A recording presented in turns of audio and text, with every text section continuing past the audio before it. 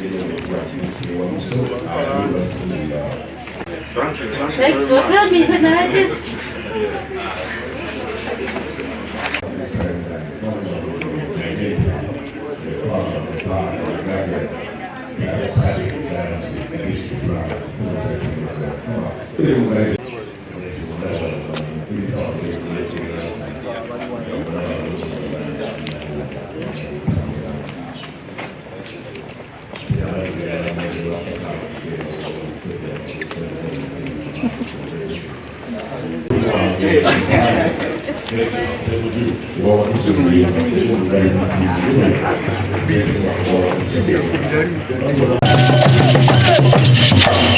Thank you so much.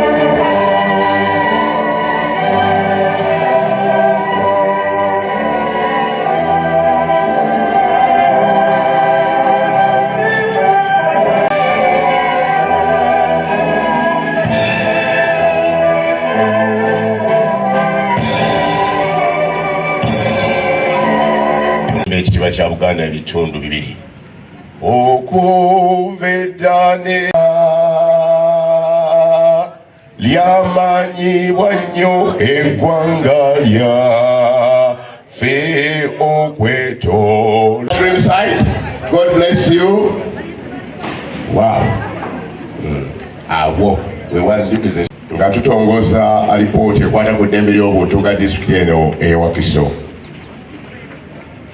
Akwani afene ye Wakiso Honorable Matia Luanga Bwanika sababu kupenya mu ngalo eze so bujjudde ensa ssente bakolagana n'ababaka ba Parliament era mulinaanye Mukama wange olwokuba tuli ku mukolo guno gw'eddembe ly'obuntu Dr. Livingstone Ssewanyana atuyalidde nnyo eddembe ly'obuntu naye Uganda Wakiso District taata wange Mpadde Garabu ssentebe wa Wakiso mumyuka Mukama wange Rotalian Felix Semuju mwanje bwandise wandota nyigira Mukama wange Katikkiro era nzikiriza nyanirize Ssebwana Charles Kiberu Mukulu Robert Sempala wa Foundation for Human Rights Initiative oyo tusula naye nabweru ku kyalo nangamba you're more credible genda mu Parliament zekasigale mawulire. Thank you so much Sempala wankola bulungi era n'okwandika Katikkiro Mukama wange Katikkiro, allow me also to recognize our partners who have guided us well to have a very well. It's going to encompass on a lot of things. I have just been told that we have Redeem International.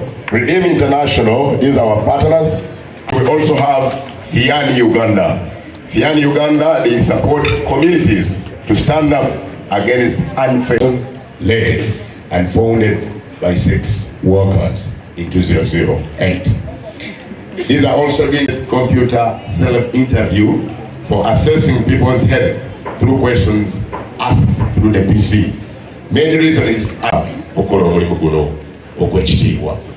Ebisinga obungi ebikwata ku report, I'm now going to invite ngenda kuyita mukama wange ssentebe mukama wange ojje onyumye olutabaalo lero tunyonyole n'ebimu ku bikulu bye tunaamanya mu report.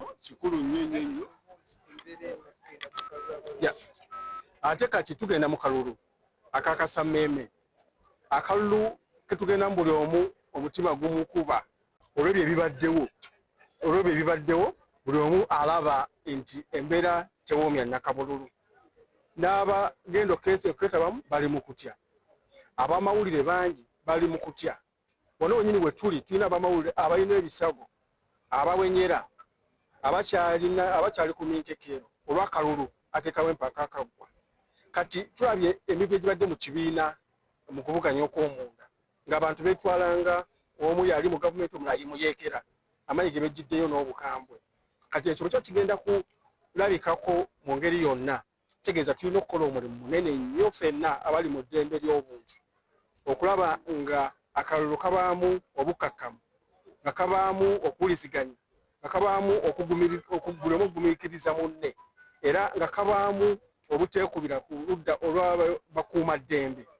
Abantu basobole okufuna akalulu akogerwako nga ak'amazima, ak'obwenkanya era ak'ekitiibwa, kituyita free, fair and credible election. Nga tumanyi nti eddembe ly'abantu okwesalirawo kintu kikulu nnyo era kya bugagga ekyensibo eri abantu bonna.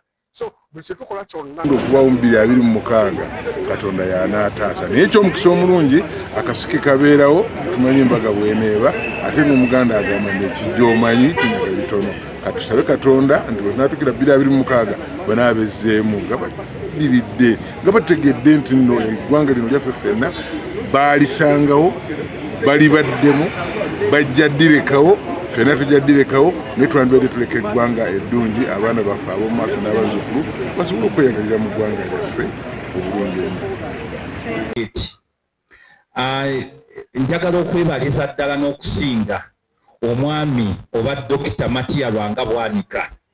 Oyo ye petroni waffe oba ye muyima wa District Human Rights Committee eno ng'akolagana ne Executive Committee ne ba councillors balaba nga kyamaanyi nnyo okulaba nti batandikawo District Human Rights Committee eno. Naye kye muba mulina okumanya nti ebiseera ebyo Honorable Naluyimono yali agitembeeta yali wano so webale nnyo okubeerawo n'okulaba nti nno osigadde era okyayagala ate awagira komiti mu ngeri eyo ey'obwannakyewa bw'omukubira essimu awagira. So webale nnyo webalire ddala olw'okuba nti bateekawo District Human Rights Committee eno abantu bannawakiso basobodde okufunamu mu ngeri nnyingi. Tusobodde okuba nti tufunye emisango mu ofiisi omwo egiwera 705 ne tusobola okuba nti tutudde n'abantu ne tubatabaganya ne tusobola okuba nti ddo twenyigidde mu kukyusakyusa amateeka agakwatira ddala ku bantu. Tugeze mu maaso ne tugenda mu bitundu by'abantu okubasomesa eddembe lyabwe era nga tukolaganira ddala n'ekitongole ekiramuzi ne police ne prisons. Njagala obbagamba bukyanga lubanga lwa Mindi twatwala omulamuzi mu kyalo eyo Namayumba n'agenda n'ayogera n'abantu ku nsonga z'ettaka. Twekwebaza nnyo okukkiriza okuba nti nno obubala n'obuweereza omwo obw'okwetoowaza. Tufubye nnyo okulaba nti tusomesa ebitongole ebikuumaddembe naddala ebitongole ebyo police, judiciary ne ebitongole ebirala. Kyesaabagambye mu Luzungu kankigambe wano mu Luganda nti tulina ebintu bibiri bye twenyumirizaamu ennyo naffe bannawakiso. Ekisooka mu mwaka 2022 twagenda e Bussi.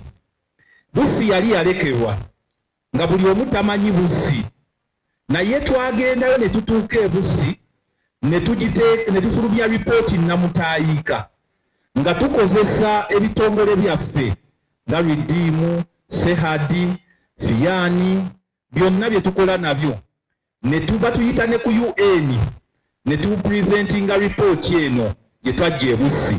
UN n'esalawo nti buli patina waayo kati ateekamu Bussi ejjamuwa ssente. Tekyakomaawo ne tuwandiikira Ministry ya Health nayo netekinga action. Tetwakomaawo ne tuwandiikira ekitongole ekiramuzi. Bwe mbagambira kati Bussi bagenda kuteekayo ekkooti. We twogerera kati Bussi waliwo ekidyeri ekigenda okubeerayo. Bwe twogerera kati embeera y'e Bussi ekyuse. Eyo gy'emu ku success stories ze twenyumirizaamu n'endala gye mbagambye eya Sasha. Sasha bamubbako ennyumba ye ne bamugoba n'awaka, naye we twakwatagana n'ekitongole ekirwanira bannamwandu ne bamulekwa ekya Redeem International twasobola okulaba nti Sasha addizibwa ennyumba ye ne baganda be bonna mwebali ate bayambibwa n'okuyambibwa okufuna sikiru esobola okubabeezaawo mu bulamu obwa bulijjo. Tukoze ku nsonga nnyingi era semugenda olaba mu ripooti eyo. Ekisooka abantu bannawakiso bwe otunuulira ripooti eyo bayogedde kubanga eno ripooti twagenda mu bantu ba bulijjo. abantu bawulira nti ensonga ez'okutyoboola eddembe ly'obuntu nyingi naddala mu mpagi zino okubeera police brutality bakiyita batya mu luzungu, eryanyi eringi erikozesebwa poliisi. Ekirala abantu bagobeddwa nnyo ku ttaka mu Wakiso. Ekirala abazadde basuddeyo ogwa naggamba okulabirira abaana baabwe, abaana ne batyoboddwa nnyo eddembe lyabwe.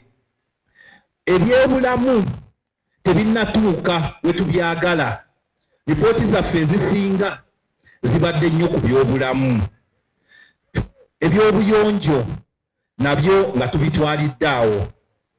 Kaakati nga tugenda mu myaka 5 egiddako, twagala okulaba nga tweyongera okukola n'amaanyi ku nsonga z'eddembe ly'obuntu. Era omulamwa tugutadde ku nsonga nga 3. Esooka, biri byonna tugenda kuba tubikola bye twali tukola.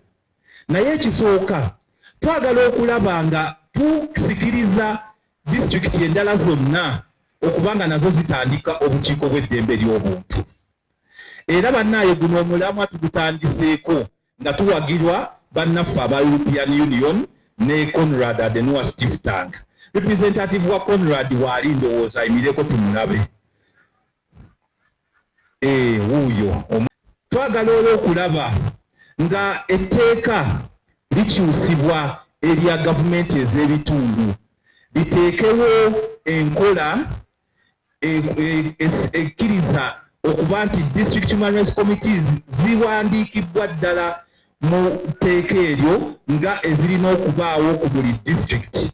Kubanga ekyo kireese obuzibu nti singa si Wakiso nti yagenda mu maaso n'eriisa etteeka eryayo n'eteekawo district human rights committee eno, kyandibadde kizibu okulaba nti tugirina ng'era y'amaanyi nga bw'eri kati.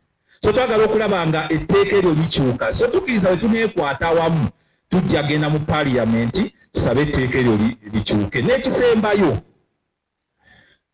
tugenda kulaba nga tukwatagana n'Obwakabaka bwa Buganda nga tuyita mu Katikkiro tukozese ebitongole ebiri mu Bwakabaka bwa Buganda ebirwanirira abantu, tugulewo district human rights committees.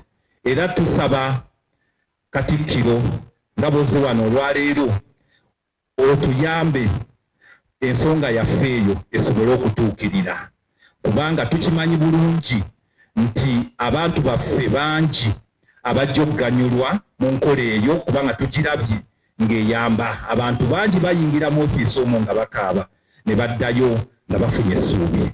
Mwebale nnyo, mwebalire ddala.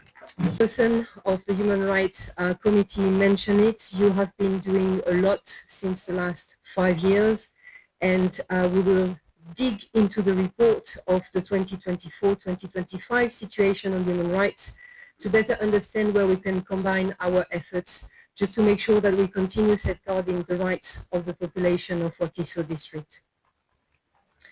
You mentioned it, Wakiso District is actually the Wakiso District Human Rights Committee was the first one established in Uganda in December 2019. And over the past 5 years, its success has served as a benchmark for establishing indeed 14 other human rights committees in different districts as part of this EU-funded project that you mentioned with the Konrad Adenauer Foundation. And I think we need here to really acknowledge the added value, the expertise, and the views that your committee has been able to share with us to make sure to guide us in the right direction when establishing those committees. So really, really a deep thank you to all the District Human Rights Committee members for guiding us for this journey. Why is it important for us as EU to work at this level, at the district level? Because protecting human rights at this district level ensures these rights are realized in people's daily lives. and it helps fostering a more just and equitable society. And local authorities are actually uniquely positioned to address the specific needs and challenges of their communities. And that is why the composition of those committees is very important. You have been able to bring together people from the district council, representatives of Uganda prison, of the police, of civil society. This is going to allow, and you have seen that, you really ensure that the duty bearers are at the same table as the right holders. You also mentioned all the challenges that you're still facing, and indeed, this is never enough, and I think that this is typically when you work on human rights, it's never enough. But still, I think you can be proud of all that you have accomplished so far, all together. Again, I think that the setup of those committees, I've been only here since September in Uganda, but I've been in Africa for 20 years, though I'm still working on the color of my skin. And I can tell you that in the different countries I've been, this is my sixth posting, I've never seen committees of this kind. So really be proud of having been the first of this kind. And I hear also the partnership that you have with the Buganda Kingdom and what you intend to do. I think that's going also to be clearly interesting to see how we can combine being in this government structure and in the kingdom structure. So all the best for that. Just the last point, I went very quickly in the report, and I've seen the perception can also be something that we should work a little bit more. And that is why I'm very happy to see so many kids today, because it's going also to start from them. And if we raise awareness, if we educate this young generation, probably we are going to see also a big improvement. So really thank you for inviting us today. Very proud to be here with you and to share this moment. Thank you very much. Olwenteekateeka gy'olina namutayiika Emmengo. Mu kusookera ddala ffe mu lutalo luno lwe tulimu olw'okulwanyisa oba okutumbula eddembe ly'obuntu, tuba twagala nnyo emikutu egisobola okutuusa eddoboozi lyaffe. Mu ensonga eyo CBS decentralization n'eddembe ly'obuntu likolebweko obukiiko. Nzijukira bulungi nti Oweekitiibwa Peter Kabati ye yali mu mbeera eyo n'afulumya poliisi eyo, naye ekyennaku districts endala tezaagigula, naye twagala okwebaza Mwami Lwanga Bwanika kubanga yagigula era n'ateekawo akakiiko akakoze omulimu ogw'enjawulo. Njagala okwebaza Bannawakiso olw'omulimu omulungi gwe mukoze. Ensonga endala, njagala okwebaza Mwami Kasirye eri chairman w'akakiiko. Kakati sebo Oweekitiibwa ennyo, oyo mutabani wange, nze kojjaawe, sisita wange azirako ya akalulu. Nsaba ssebo okangule ku ddoboozi ng'abantu bwe bakuwuliriramu era bakwenyumirizaamu. Ekigambo ky'emivuyo, okugulirira, okutulugunya, okuyiwa omusaayi, bannange kikome. Kubanga siraba nsonga ddala nnuŋŋamu omuntu lwaki yandirwanyisiza munne olw'okwagala obwagazi okulondebwa. Lwaki yandiguliridde? Lwaki ekyo kibeerawo? Nabo abooluganda naddala bana bagenda okwesimba. Muganda wange MC, sebo tukwagaliza buwanguzi. Sebo chairman tukwagaliza buwanguzi. Sebo meya tukwagaliza, n'abalala mwenna tubaagaliza buwanguzi. Naye mukome ku lulimi. Ekirala, abantu tuleme kubaawula yawulamu, kubanga ekyo kyannaku. Seba ekirala kye njagala okuloopera Katikkiro, mu kiseera kino tulina problemu empya mu Uganda era etubobbye omutwe nga ffe abalwanirizi b'eddembe ly'obuntu, gye bayita enforced disappearances oba abductions. Tulina cases abantu babakwata ne bababuzaawo. Ekintu ekyo kitubobbye omutwe. Family nezijja nga zikaaba, omuntu najja n'akugamba nti omugundi waabwe bamubuzizaawo, nga ne wotandikira tolabawo ne bwogenda mu high court nosaba habeas corpus ne baginyooma cases tuzirina ekyo kintu si kirungi n'akatono n'olwekyo ekyo kyetaaga nakyo okuvumirira abaluganda bingi bye tuyinza okwogerako naye njagala webaza abatuwagidde ennyo mukyala wa Bembamba era nkwebaza nnyo obubaka bwe bampa ng'omwami nate ansembeza ku mmeeza ebyo bigambo ngo bitadde wabbali Ssebo Katikkiro nze minisita wa local government ku government ewabulwa era ensonga ze tuliko wano ez'eddembe ly'obuntu nsaba nkwanjulire nti mu parliament ya Uganda tusabye akakiiko k'eddembe ly'obuntu Human Rights Committee kabenga katuweebwa kabeere akamu ku obwo obwongera okubanga bukebera government putting the government in check. We've requested that committee. Let it be included amongst the accountability committee because for them they are led by the opposition. Sebo, naye nakati tukyafuba kubanga twagala ensonga z'eddembe ly'obuntu mu Uganda sireme kubanga zisekererwa. Eddembe ly'obuntu lino lirina chapter number, the Bill of Rights. Chapter eyokuna yeyogera ku nsonga z'eddembe ly'obuntu. Naye bwe tutunula mu Uganda twetwogerera ku ludda lwe tuvaako abaana bangi nakati bakyali mu makobera emyaka 6 okuva mu 2020 nakati. So ebintu bingi era mmanyire mu kitabo kino leero kyogenda okutongoza bingi bikwatiddwako ate nga tebirekaayo Wakiso tebirekaayo na ggwanga lyaffe. Naye nekitulabyeko tuli mu kaseera ka kalulu ne wolaba nti emmundu zivuddeyo omusaayi guyiika buli lukya ne tulaba nga Uganda abantu beeraliikirira nga newankubadde nti zibeera funded.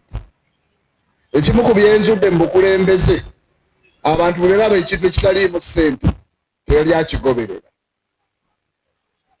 Ebbanga lye namala nga mpeereza nga sinateekawo kakiiko ako ne nkizuula buli lw'oyogera ku nsonga y'eddembe ly'obuntu abantu tebawulira ky'oyogedde bw'obeera omukulembeze, basooka kunoonya ani ayogedde.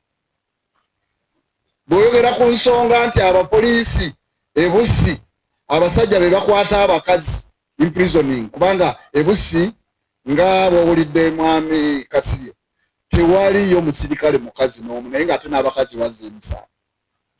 Naye bw'okyogerako abantu bagamba oyo wannu oyo w'opposition ne bayerabira ekinyosi kiri ekyaki ekyekyo ky'oyogeddeko.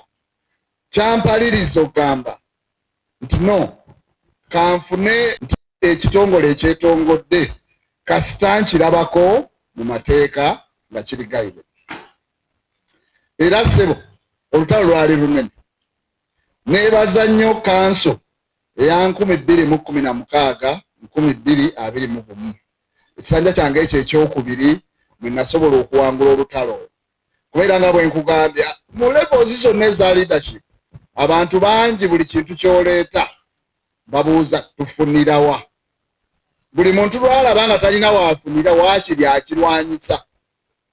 Era mu bukulembeze kati bwe tulimu omuntu ayinza n'okwerwanyisa yennyini ye kennyini olw'ensonga nga tamanyi nti yeerwanyisa kubanga tafunye ssente.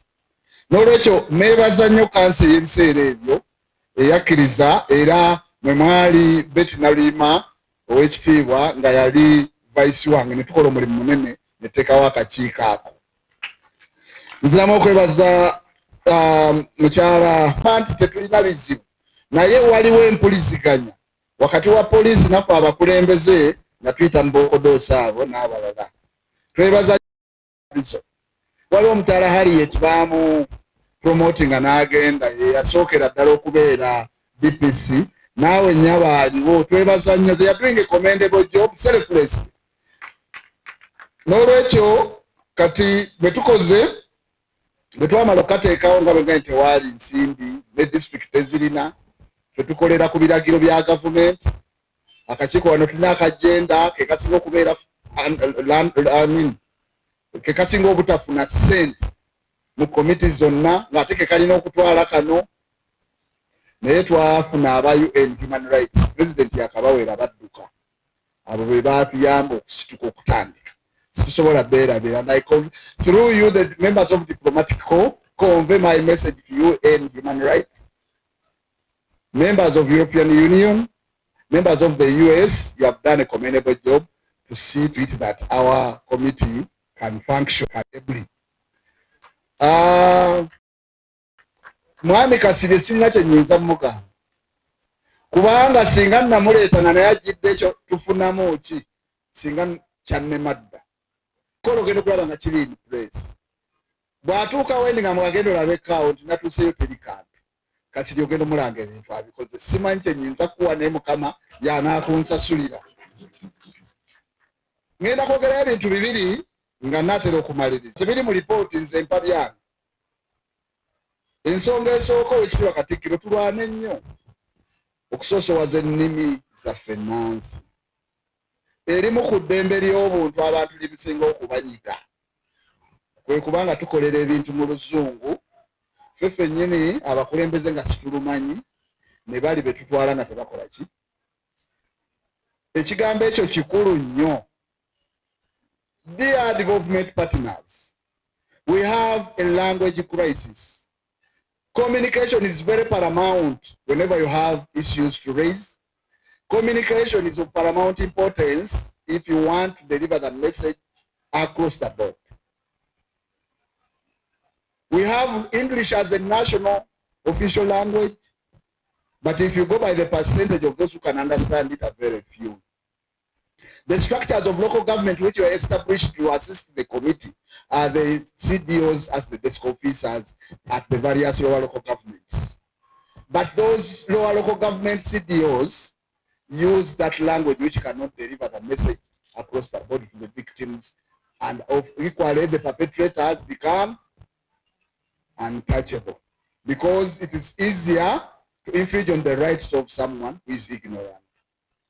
Katikiro tufulwane. Kirina mu education kirina buli wamu. Oluzungu tulwogera ne talwogera bulungi ate ne tulwesibako ate ne tutatuukiriza n'abantu be tutegeeza kye baagala kumanya. Tumaliriza nga tuli kireebereebe ng'omufu gwe batannaziika, emagombe etaliiyo ne ku nsi taliiko. Nolwekyo tusaba ensonga eyo tugitwale nga nkulu. Nze ndowooza nti mu human rights bwe tuba twogera ku ddembe ly'obuntu, language is very critical and paramount. Kensembera nako ku ndala ku lipooti eyange ssebo omwami Eri bw'oliyagala oliginoonyerezaako n'ogiteeka mu yo yeya delivery of services. Bannayuganda Oweekitiibwa Kamalabyonna waliwo kye batannamanya nti ensonga zonna ezibakwatako enguudo, amazzi, ebyobulamu byonna bikolebwa local government. Naye bajeti ya Uganda eyayise local government za Uganda si wakiso. Local government za Uganda zonna zafunyeko siringi 7 ku 100.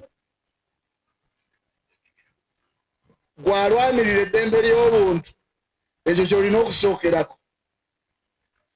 Enguudo, amazzi, amayo, buli kimu ekikwata ku muntu wa bulijjo kikolebwa zi local government, districts n'amagombolo. Naye ku nsimbi y'omusolo omusolo siringi 10, local government za Uganda zifunako 7. 93 nezisigala e Kampala ne President Museveni n'abantu bakulembera nabo mu national government. Kati bwe tuba twogera ku ddembe ly'obuntu awo litandikira okufa, we become figureheads. Members of EU, members, the diplomats, development partners, please deliver that message because we know you support our budget with a very good percentage. How dare you support the budget which is not effective in the delivery of services, where we are allocated only 7% of the money? Local governments are in charge of delivering service. All service for the populace are done by local governments. But on the contrary, local governments in Uganda receive 7% of the national budget and 93% remains at the center. So the decentralization is now dead. That is a critical matter of human rights. Maliriza bannange nga neebaza nnyo omukolo guno Fenga district olwaleero mu maaso go tukulembeddemu okujaguza emyaka 32 nga Ssaabasajja Kabaka aliko Namulondo. Era omutulabire nnyo omugambe Ssaabasajja Kabaka Katonda amwongere obulamu.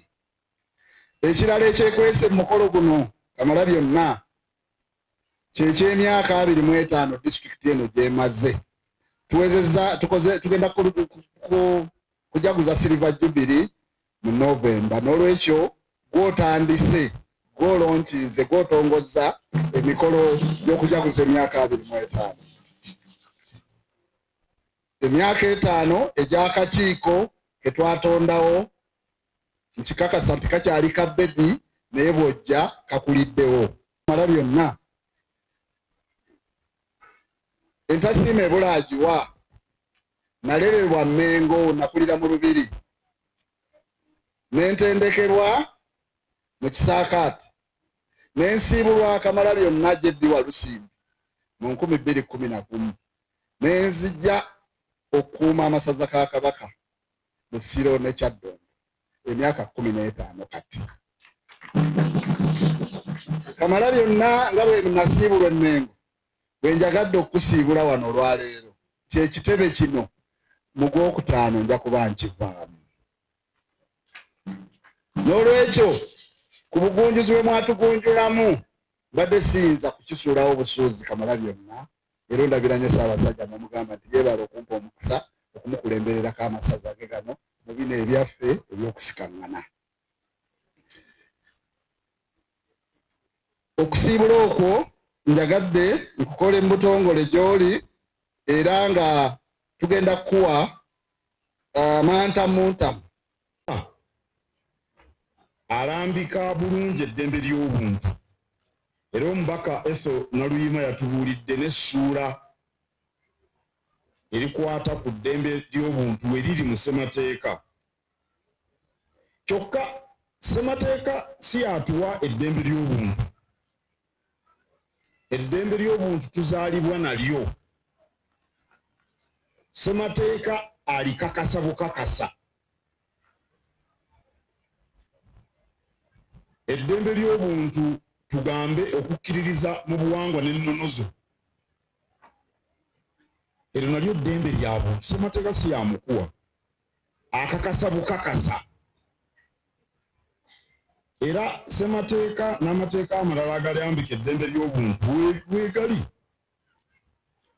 Ekyetaagisa kwe kulaba nti tewaba atyoboola ddembe eryo.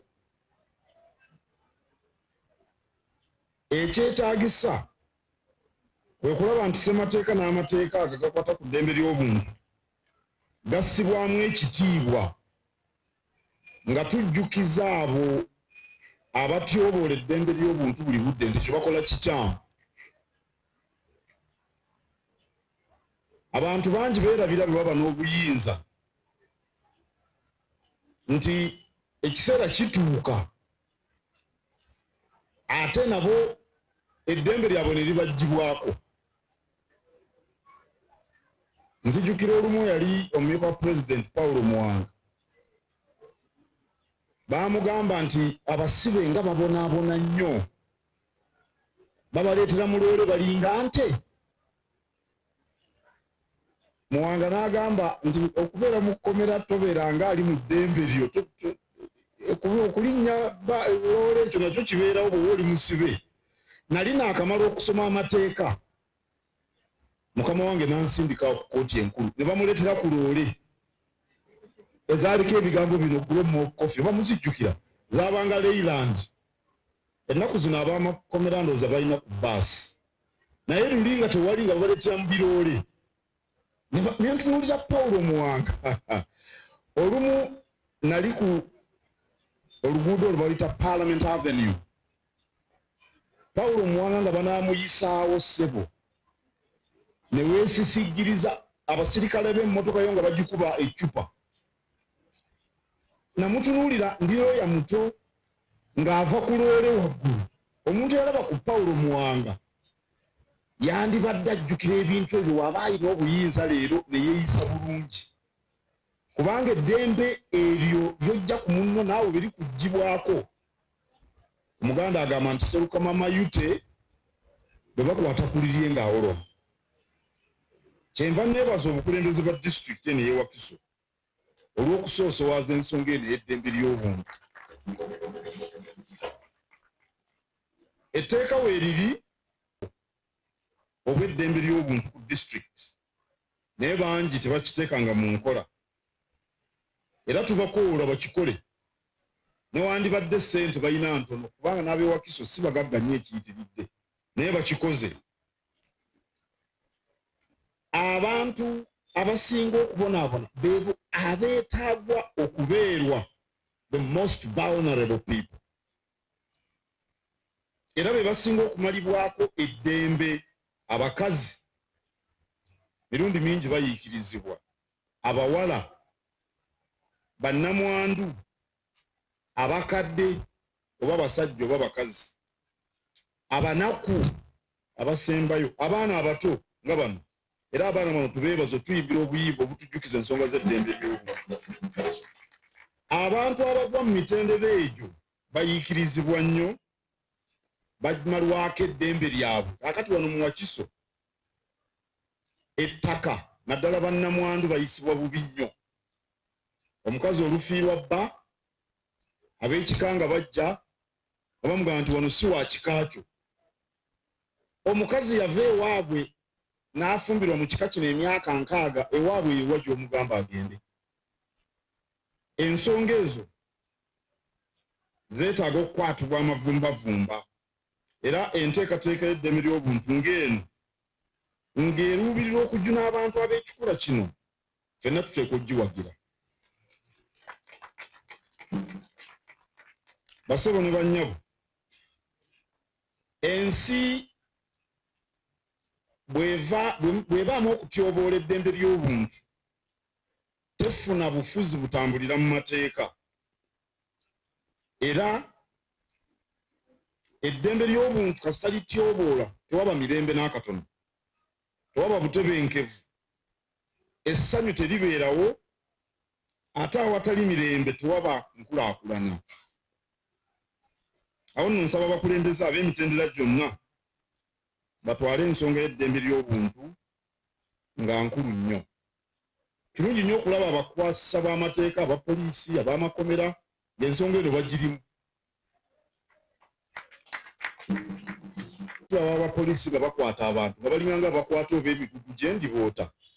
Endiboota bakasuka bukasusi ku loole naye omuntu takwatibwa bw'atyo.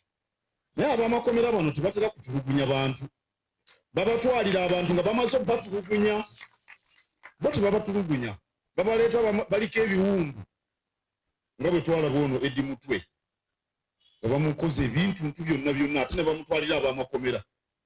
Lwaki mumutwalira ab'amakomera nga mumukubye? Neebaza ekibiina ekya Foundation for Human Rights Initiative. It's inherent, like that provided for under the law of creating the human rights committees at every district.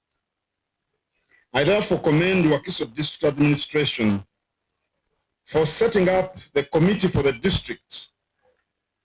The law provides it, but many people don't do it. I commend all those who have supported the initiatives of Wakiso District's Human Rights Committee. Some of them are here, the development partners, the European Union, and many others. We commend you. Because the committee focuses on the protection of the rights of the most vulnerable: women, widows, children, the elderly, the poor in our communities. Without full enjoyment of human rights, the population is always restive. The population is always disturbed, which hinders social cohesion and it hinders development. I am concerned by what we witnessed during the NRM primaries, the violation of human rights that we witnessed. That can cause problems for the country, big, grave problems for the country. If party primaries are that violent, what will happen to the national elections? So the culprits must be brought to book. Those responsible for the violence should be investigated, arrested, and charged as the law stipulates, as the law says. omanyi kakati bano abavunula mu Luganda ogera n'ogera ekikanoga nti oba takitegedde as the law says. Obwakabaka bwagala nnyo okukolagana n'abalwanirizi b'eddembe ly'obuntu era tuli beeteefuteefu kubanga singa otunuulira ensonga y'okugaba bannamwandu ku ttaka fe obwakabaka tuyinza okukola ekintu kinene nnyo. Olajja n'agamba gwe toli wa mutima gw'oli waffumbe vva wano we wammwe. Kakati ffe abakulembeze mu bwakabaka tusobola okuluŋŋamya ensonga ezo tugambe singa nnamwandu bamuggyako ettaka lye nga beekwasa nti si wa kika ekyo, oba abaana abawala ne baagala okubabbako emigabo gyabwe kubanga bo bajja kugenda bafumbirwe mu babbaabwe bagabanire eyo ebyabwe, ate batuuka mu babbaabwe ne babagamba nti bino byabano byaba mmamba si byabalugave. Kale obwakabaka tujja kukolagana ne nteekateeka zonna ez'okulwanirira eddembe ly'obuntu. Ndowooza nti kijja kwongera omuzinzi ku mirimu gino. Kamalirize bannaye nga mbeebaza, nziramu okubeebaza okumpita. Namuli kilaasi emundo za maaso yagamba mbu namulyako ebinyeebwa bwino, sikulyangako binyeebwa. Era amasomero ago gatukola bulungi, olaba noono sajja lyabe naye weekitovu. Bannaye temulabanga amasomero ago gatukola bulungi, bwemulaba mutya amasomero gatukola bulungi. Bantu balagika mu bantu balimu ensa. Naluyima teyasomera kitovu naye kubanga ye muwala ffe gatwalanga balenzi ffekka. Twagala abakulembeze abategeera obuvunaanyizibwa.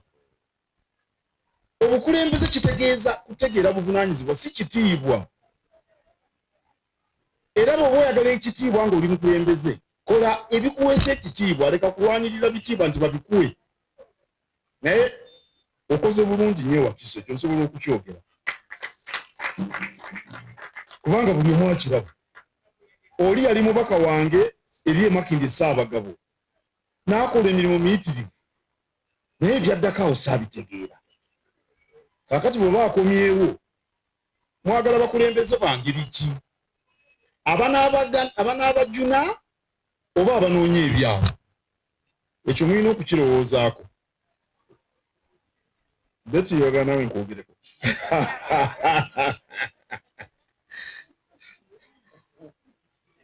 Nebaza bangirira nti Wakiso District Human Rights Report 24-25 is launched. Wakati baby fanai kama wange ng'ateekako omukono nsaba n'atiikiridde kaawo naawe ojja kusembera wali kama wange ateekako omukono